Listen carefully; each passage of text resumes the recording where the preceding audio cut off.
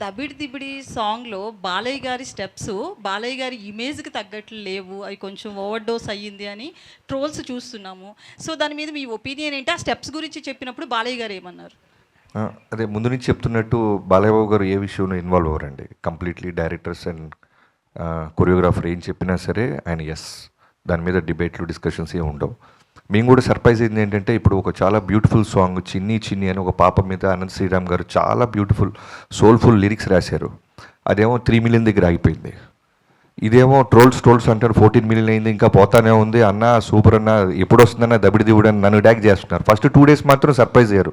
దానికి కారణం కూడా ఏంటంటే, మా ఇనీషియల్ నుంచి మా అప్రోచ్ ఎలా ఉందంటే, మేము ముందు నుంచి చెప్తున్నట్టు ఇది బాలయ్యబాబు గారి సినిమాలకి కొంచెం భిన్నంగా డిఫరెంట్గా ట్రై చేస్తున్నామని చెప్పాం. Looks wise and presentation, promos, గ్లిమ్స్లు, ట్రైలర్ అన్నీ కూడా రెగ్యులర్. ఇప్పుడు ఇన్ఫ్యాక్ట్ మొన్న ట్రైలర్ వచ్చింది. మేము వాంటెడ్గా బాలయ్యబాబు గారు ట్రైలర్ అనగానే వన్లైనర్స్ ఒక 5-6 డజన్లు వేసేసి చెప్పడం చూసేసాం.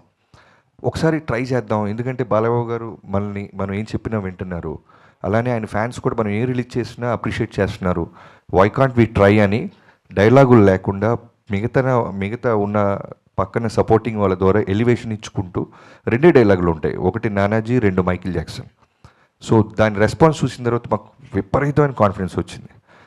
సో మేబీ మేము అలా క్లాసిక్ టచ్ ఇస్తూ వెళ్తూ దబిడి దిబిడి వచ్చేసరికి కొంచెం డైజెస్ట్ అవ్వడానికి టైం పట్టింది చాలామందికి. మేము ఫస్టే డాకు మహారాజ్ టైటిల్ వేసిన రోజు ఇది వేసేసి ఉంటే సెట్ అయిపోయేవాళ్ళు.